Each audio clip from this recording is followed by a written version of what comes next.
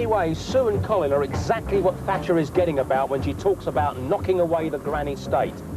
Colin is healthy and young, yet he seems to have given up hope. He's comfortable where he is. He's surrounded and cocooned by the state, as he sees it, and indeed as Mrs. Thatcher sees it. And yet he's also a prisoner up there in his tower block. No mobility, no ability to get away from the area where the decline is most apparent. In many ways, the destruction of local municipal housing has also contributed to Colin's downfall. Because in olden times, he could have asked for a council transfer to an area where there was perhaps better employment. Today, he can't do that. And long-term unemployment, so we're told by the sociologists, means that people begin to give up hope and give up that sort of initiative, which is so important if you want to get on in this world.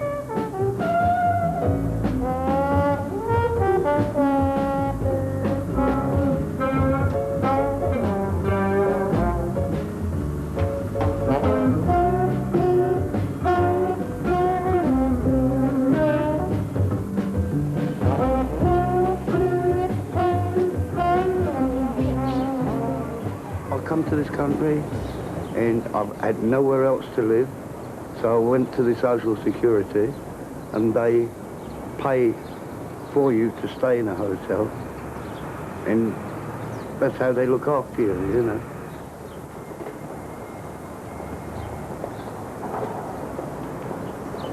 If Sue and Colin don't appear to be too happy with their lot, there are many people in London who envy them.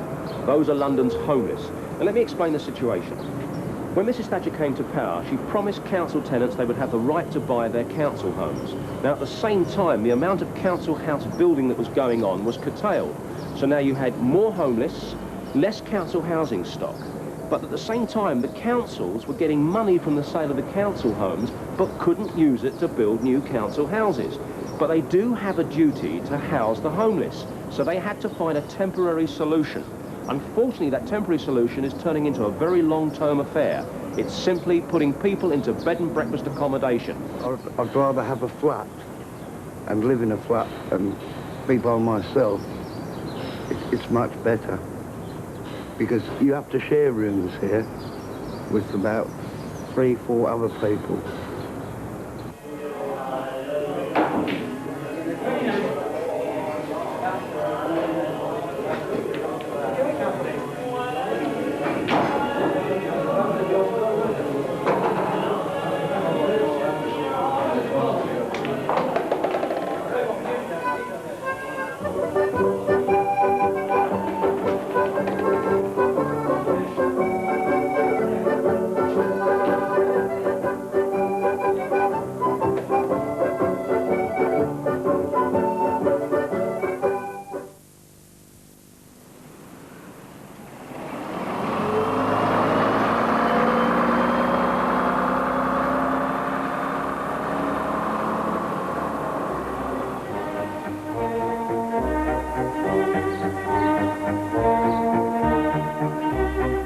This is suburban London. It's only 4.5 miles from the centre of London, yet this is not what millions of tourists flock to London to see. Why should they? It's boring.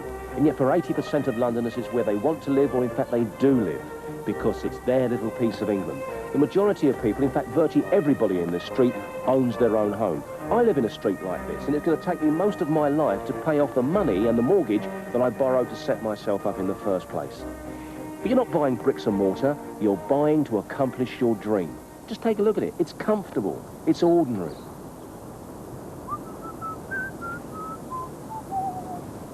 Semi-detached suburban Mr. Jones. But for some people, getting a roof over their head, they have to find other means.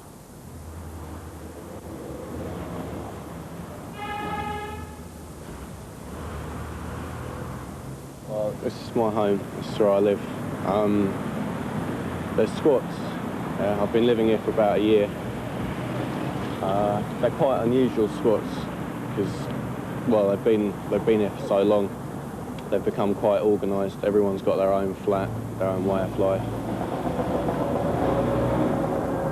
Of course, we've got gas and water and electricity. The authorities have a legal obligation to serve the customer. They can't say, no, we're not serving you because you're squatters. The only difference is they don't come around very often. But I don't think it's free. We've got to pay like everyone else.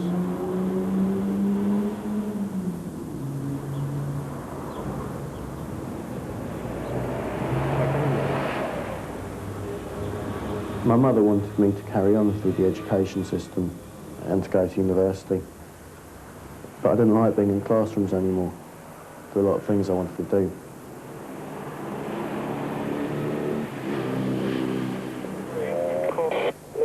Starting to ride bikes probably had a lot to do with that. I wanted to earn some money, I wanted to travel. Didn't like the routine of going to school every day.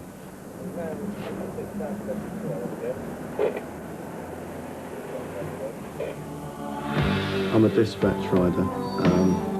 My job is to carry important documents from office to office in as quick a time as possible. I was born in a war, so they call me a war baby. If you call a dispatch rider, you can be there within 10 minutes and have your parcel delivered anywhere in London within an hour.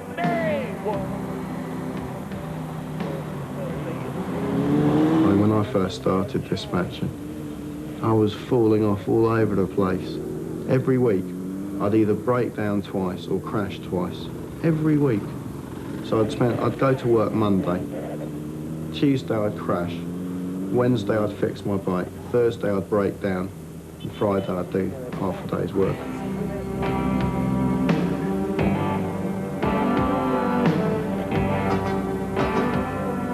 I just enjoy riding bikes. It's pure adrenaline, 100% pure adrenaline. Why can't we walk this road together?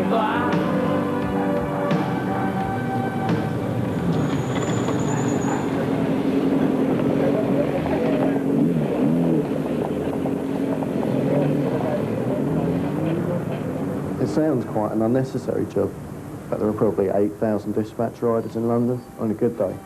And without us, London would just grind to a halt.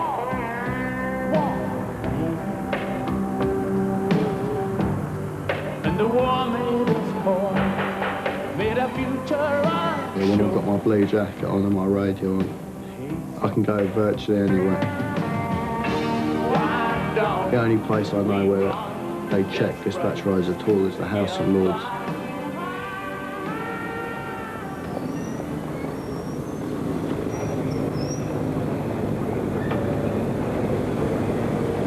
I mean, if I was a terrorist, I think I'd dress up as a dispatch rider because all doors are open to me. I can go anywhere.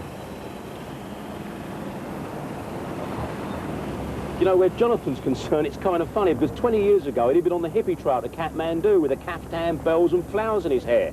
Today he lives in a squat, rides a dispatch bike, give or take the odd injury. But in many ways he also symbolises the Thatcher years of the enterprise culture. Quite simply, the traffic in London is so appalling that big business and commerce and the media require desperately to be able to get their documents through the traffic as quick as possible. And it's where Jonathan and thousands like him have found a gap in the market. That doesn't mean I've got to like them, mind you, because they've given me a few hairy moments when they're flying through the traffic, and I must admit on one or two occasions I've had one or two off when they've hit the side of the cab. I think taxi drivers are jealous. They've got basically the same job, driving around town, taking things, or in their case people, from A to B. But they have to sit there all day, stuck in traffic, which must be very depressing. And all day they sit there watching dispatch riders fly by, and it must irritate them a lot.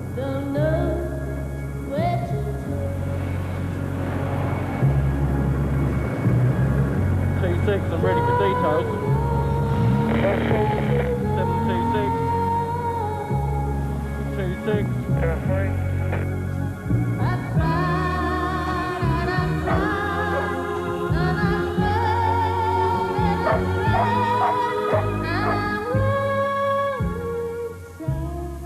My friends say I earn a lot of money, and everyone I speak to thinks I earn a lot of money. But I work for my money. I've got long hours. I come home from work and I can hardly move for 2 hours.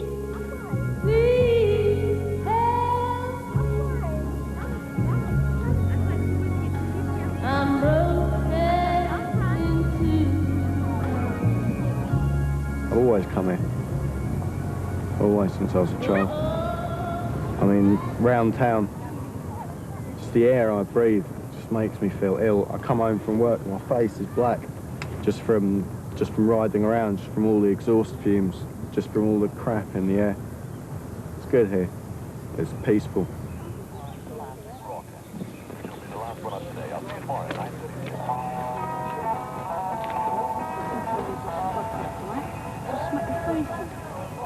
I'm definitely stopping dispatch riding in a couple of months. I've had good times out of it and I've made a lot of money, but it's not something which is particularly satisfying in the long term or has many prospects. Squirrels. Get the squirrels. Odie, get the squirrels. Go on. Get the squirrels. Go on. But if they dig the Channel Tunnel and start sending couriers across through it, I'll definitely try it out again for a few weeks to see if I can get any trips across Europe.